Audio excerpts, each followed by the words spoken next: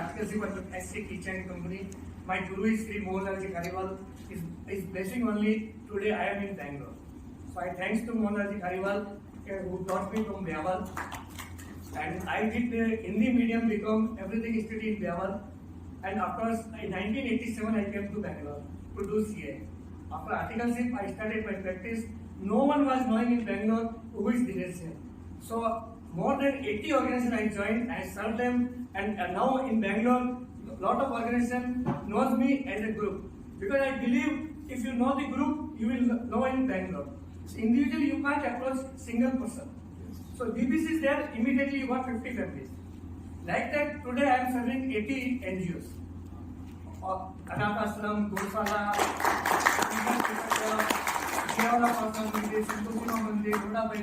any संस्थान, any organization you take the name, I am the member of that. So मैं आप BBC से यही बोलना चाहता हूँ, अगर आपके पास नेटवर्क है, तो you will convert into network. So that is the main funda of all the BBC or business organization. Convert network into network. Automatically your trusting work convert. आप दिनेश जी का काम बहुत अच्छा है, जाइए आपको काम मिल जाएगा.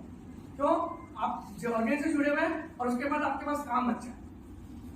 तो बिजनेस लेवल से मैं यही चाहता हूँ कि आप जितने ऑर्गेनाइजेशन से जुड़ोगे आपकी जान पहचान बढ़ेगी, जान पहचान से आपके ऑटोमेटिक बिजनेस बढ़ जाएगी. आज मैं अकाउंट के अंदर बढ़ने का यही कारण था कि जितने ऑर्गेनाइजेशन बढ़ा सब में मैंने अकाउंट की सेवा की. मैंने कोई प्रेसिडेंट सेक्रेटरी की पोस्ट नहीं ली. सब जगह मैंने फाइनेंशियल अकाउंट का उनका काम करना, एटीसी का काम करना, उनका जो भी चैरिटेबल का जो काम है, आप फाइनेंशियल का पूरा काम करके आज मैंने गर्व से कह सकता हूँ कि मैं इतनी संस्थाओं को मैंने सर्विस दी है. तो मैं आपको आज अकाउंट के बारे में आपके बिजनेस को ग्रोथ कैसे करें, आप मानते होंगे कि बिना अकाउंट्स के आपका बिजनेस ग्रोथ नहीं हो सकता. और आज से 30 साल पहले जब मैंने आर्टिकल से लोग लाल बुक लेके आते थे कि दिनेश जी हिसाब देख लो, और आज का जमाना आपको मालूम है कोई बुक्स नहीं रखता, एवरीथिंग इज डिजिटल. तो केस पहले case Karnataka sale tax act था, उसके बाद वेट आया, उसके बाद जीएसटी आया. तो 30 साल के पीरियड में अकाउंट्स ने हर एक का बिजनेस चेंज कर दिया, सिस्टम चेंज कर दिया, सोच चेंज कर दी कि आपको बिजनेस कैसे करना है. तो मैं भी चाहता हूं कि अपने बिजनेस को आप भी हमेशा अपग्रेड करते रहिए. और अकाउंट्स डिपार्टमेंट आपका एक ऐसा डिपार्टमेंट है कि वो की रोल है आपके बिजनेस ग्रोथ करने के लिए. आपका अकाउंट डिपार्टमेंट स्ट्रॉन्ग है, आप 15 कितना भी मिलियन में बिजनेस करना चाहते हैं आप कर सकते हैं. अगर आपकी स्ट्रॉन्ग टीम नहीं है, आप कहीं ना कहीं लूज करेंगे, चाहे पेमेंट में, चाहे पेनल्टीज में, किसी ना किसी सेक्टर में आपको अननेसेसरी जो आपका प्रॉफिट होना था वो नहीं होगा. तो कुछ ऐसे प्रिंसिपल्स हैं जो मैं आपको एडवाइस करना चाहता हूँ. ये प्रिंसिपल आप अपने बिजनेस में फॉलो कीजिए. शायद मेरा एक्सपीरियंस आपके कुछ काम आ जाए. 1-2 पॉइंट. तो सबसे पहला जो पॉइंट है, maintain timely records and make sure that you keep timely accounting record. Generally क्या होता है, कर लेंगे आज नहीं, कभी महीने 10 दिन के बाद कर लेंगे, 15 दिन का. आदमी अवॉइड करना चाहता है कि उसको अकाउंट्स को अपडेट नहीं करना चाहता है. तो मेरी रिक्वेस्ट है कि आपके बिजनेस में जितना हो सके इमीडिएट एंट्री करने की कोशिश कीजिए. जो अभी मैनुअल नहीं है, अभी आपको सिर्फ कंप्यूटर में एक बटन दबाने का. तो आप भूलेंगे भी नहीं कि वो एंट्री मैंने वो बिल भूल गया, परचेज बिल गया, आप जब डेट शीट देते हैं लास्ट महीने का एक बिल भूल गए थे, उसको वापस रिवाइज करना पड़ता आपको.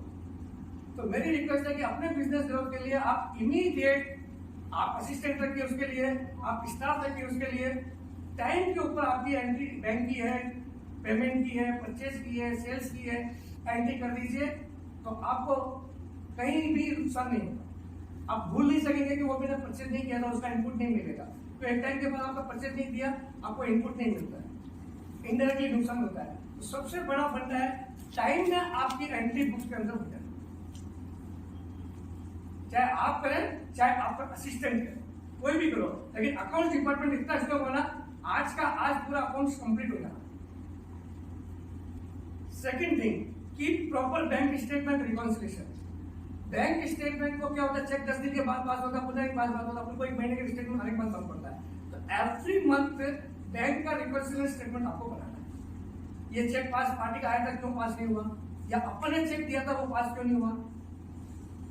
जब तक आप बैंक रिकॉन्सिलेशन आप नहीं बनाएंगे, आप सोचेंगे मैंने चेक इश्यू कर दिया पास हो गया, या आप सोचेंगे पार्टी का चेक जमा कर दिया बैंक में पास हो गया, बाद में मालूम होगा चेक तो पास हो गया.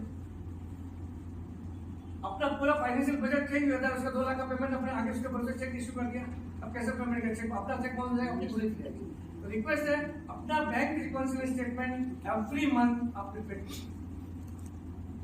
Third, use technology to your best as a cloud, Tally, inventory, vigilance.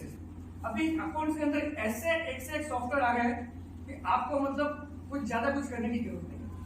Tele software ऐसा है अकाउंटिंग का, अपने आप सारी चीजें मेंटेन करता है, चाहे बैलेंस शीट है, प्रॉफिट लॉस अकाउंट है, एनालिसिस स्टेटमेंट है, बजट है।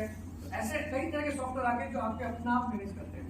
और अभी एक नया क्लाउड आ गया है, आप कहीं भी बैठ के किधर भी अपना अकाउंट कर सकते हैं। कोई जरूरी नहीं है कि आप ऑफिस में बैठे। क्लाउड की फैसिलिटी ऐसी हो गई है, आप अगर बॉम्बे में बैठे तो आप क्लाउड के हिसाब से वहीं पर भी अकाउंट खोल के कर सकते हैं। और तीसरा सॉफ्टवेयर है बीच एनालिसिस, उसमें आप अपने मोबाइल के अंदर आप अकाउंट देख सकते हैं अपने दुकान का। आपके ऑफिस में अकाउंट है लेकिन उसमें लिंक दे दिया आपके मोबाइल में, आप ओपन करके कौन सी पार्टी का कितना ड्यू आप मोबाइल में चेक कर सकते हैं। ऐसे ऐसे सॉफ्टवेयर आके उसको आप यूटिलाइज कीजिए, तो आप हमेशा अपडेट रहेंगे किस पार्टी का पहले क्या है, बैलेंस क्या नहीं है, कितनी परचेज हो रही है। आप ट्रैवलिंग करते करते भी आप अपने दुकान का पूरा एनालिसिस चेक कर सकते हैं। उसको क्या बोलते हैं? बीच एनालिसिस सॉफ्टवेयर है जो आपको टेली से सपोर्ट करता है और आप मोबाइल से चेक कर सकते हैं आपका अकाउंट और जो ऑफिस के अंदर है। और statutory liability, GST, income tax, TDS, PF, ESI, इसका आप हमेशा मंथली फॉलो कीजिए, क्योंकि इसको जितना डिले करेंगे उतनी ज्यादा पेनल्टी भरेंगे। हर एक का पेनल्टी इतना हैवी हो गया अभी, पहले तो जाकर ऑफिस को 100-500 रुपए लेके ठप्पा मरा लेते थे, बैंक डेट में एडजस्ट कर देते हैं। अभी कंप्यूटर सिस्टम है, कितने मिनट कितने सेकंड में क्या फाइन करता है आदमी को मालूम पड़ता है। ऑटोमेटिक पेनल्टी कंप्यूटर कैलकुलेट करता है, तो ऑडिटर कैलकुलेट करने की जरूरत नहीं। लेकिन क्या होता है, पेनल्टी रेट बहुत बढ़ गई अभी। बात करें तो 1000 रुपीज, 5000 रुपीज, 10,000 रुपीज, कितना नुकसान होता है अपन को। पहले हम 500 रुपए में देखे ऑफिसर को बोलते थे सब क्लाइंट डेट पे सील मार के काम हो जाता था। आज नहीं होता है, आज आपको कितने सेकंड में फाइल किया उसका रिकॉर्ड करता है। उसके लिए मेरा रिक्वेस्ट है timely you maintain all the statement, ऐसे टीडीएस रहने दो, चाहे पीएफ रहने दो, चाहे एडवांस टैक्स रहने दो, जो भी आपके बिजनेस में टैक्सेस लगते हैं उसको प्री प्लान करके इस डेट से पहले पहले मेरा पेमेंट हो जाना। और एक और रिक्वेस्ट है timely consult with your auditor. हर 3 महीने में अपने ऑडिटर से जाकर मिलिए, उससे चाय कॉफी पीजिए आप कि साहब क्या प्लानिंग है, क्या चेंजेस हुआ है, क्या नहीं है। आप उसके पास जाते नहीं और बोलता हमारा ऑडिटर ने बताया नहीं। आपकी ड्यूटी बनती है उसके पास चाय पीने जाना या कुछ ना कुछ नाश्ता करने जाना। 3 महीने में उससे अपने बिजनेस के साथ में क्या चेंजेस है क्या नहीं है, क्योंकि ऑडिटर ही आपका प्लानिंग कर सकता है बिजनेस के बारे में कि कैसे ग्रोथ होगी या आपकी कहाँ कमी है। उसके आपके जो बजट की जो बैलेंस शीट की रिपोर्ट है वो जितना एनालिसिस कर सकता है उतना आप खुद नहीं कर सकते। तो मेरी एक रिक्वेस्ट है कि आप टाइम से टाइम जब मिले ऑडिटर से कंसल्ट करके उनसे जाते रहिए, मिलते रहिए, आपको 100% आपको कोई कहीं ना कहीं कुछ ना कुछ प्रॉफिट होगा।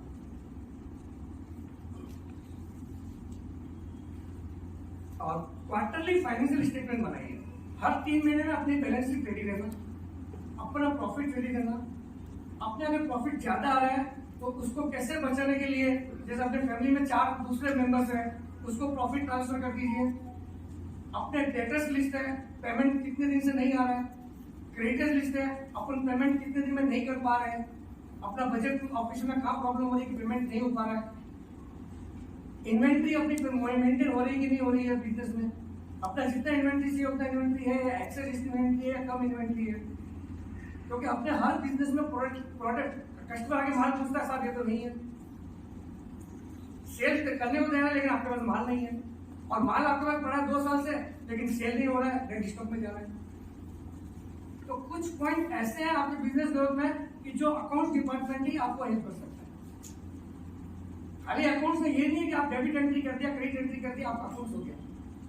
अकाउंट्स के अंदर इतनी चीजें हैं उसको समझने वाला चाहिए, उसको मेंटेन करने वाला चाहिए कि इस अकाउंट्स के अंदर हम ऑटोमेटिक बिना बिजनेस किए भी प्रॉफिट कर सकते हैं।